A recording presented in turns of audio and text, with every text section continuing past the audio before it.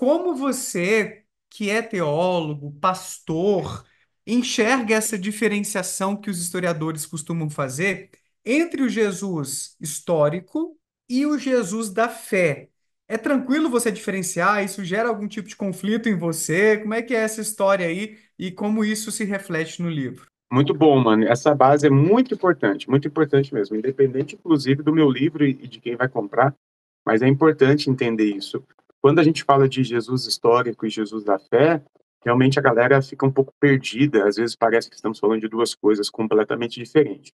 E isso tudo, mano, eu tenho a impressão, por ser evangélico, por ser nascido e criado assim, por ter sido fundamentalista há muito tempo, eu sei como um evangélico pensa. Eu sei realmente.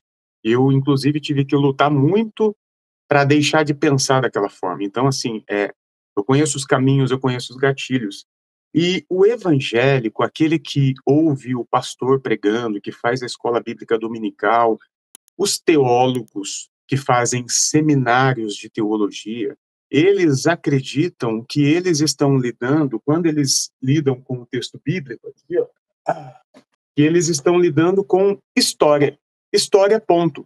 Quando o pastor fala para ele de Moisés, de Abraão, de Davi, na cabeça dele aquilo tudo é literal e não há nenhum momento, em nenhum momento, há um pouco de dúvida ou de questionamento sobre a literalidade daqueles contos. Não é isso. É tudo literal, foi tudo assim. Então, quando o evangélico, e quando eu digo evangélico, eu estou me permitindo generalizar aqui, sabendo que eu mesmo sou um evangélico e caminho na contramão disso, mas generalizando, tá, gente? Então, por favor, o evangélico, ele acredita que a teologia é a história. Entende, mano? Quando ele ouve o pastor dele explicando sobre a parábola do filho pródigo, na cabeça dele aquilo é história. De alguma forma, tudo aquilo é história. E, ao mesmo tempo, de uma forma muito engraçada, anula-se toda a história que estava acontecendo no mundo. Na cabeça do evangélico, o mundo aconteceu aqui. Enquanto está acontecendo a história do povo hebreu, a gente não para pensar assim, tá, mas e o restante todo do mundo? Quando a gente fala que o dilúvio inundou toda a terra, na cabeça do evangélico é toda a terra. Ele não entende que isso aqui é só uma fatia da história. Então, quando a gente começa a falar, inclusive, de outros impérios que chegam, tudo isso é muito difícil de compreender, porque na cabeça deles é só aquilo ali.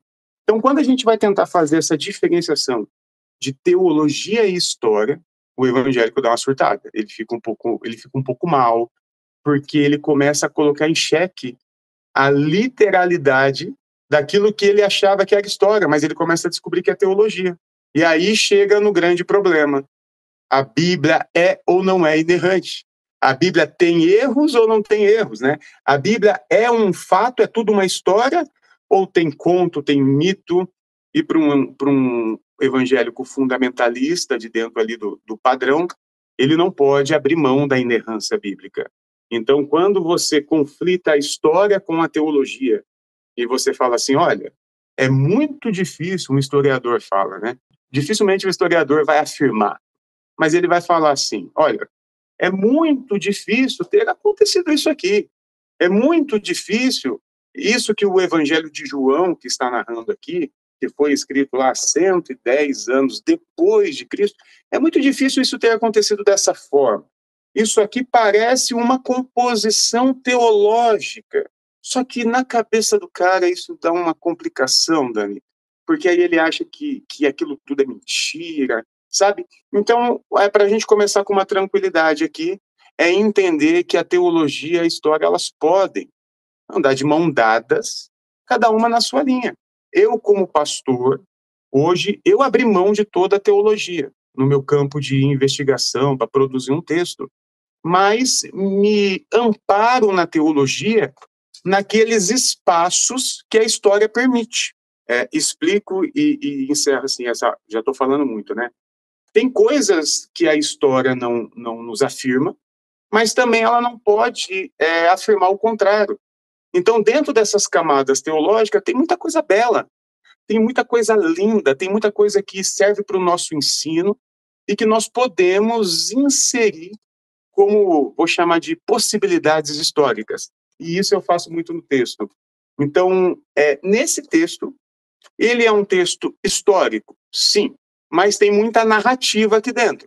Narrativa que historiador algum poderia afirmar, mas são todas narrativas possíveis de ter acontecido. Entende? É tudo fazendo Você uma não está investigação rasgando os livros de história do cristianismo, né? Não é nada disso. de Mas jeito onde, nenhum.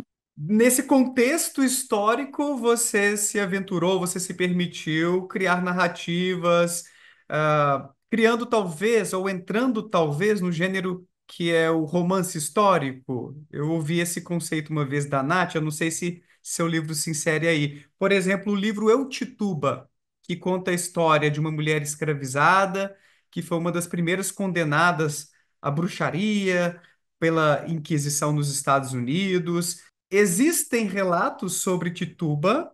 Existem. Sim. Mas, para escrever o livro, a autora, cujo nome eu me esqueci agora, Marise Condé, a Nath, gritou ali para mim, não me lembrava. Ela criou toda uma narrativa, tornou bonita a história, ela recheou a história sem contradizer, pelo menos até onde fiquei sabendo, aquilo que existe sobre Tituba. Sabe aquela coisa? Tem várias lacunas sobre a vida dessa mulher. Então ela foi preenchendo essas lacunas, com narrativas que não contradizem aquilo que a gente tem. Então eu estou imaginando que seu livro mais ou menos faz esse caminho.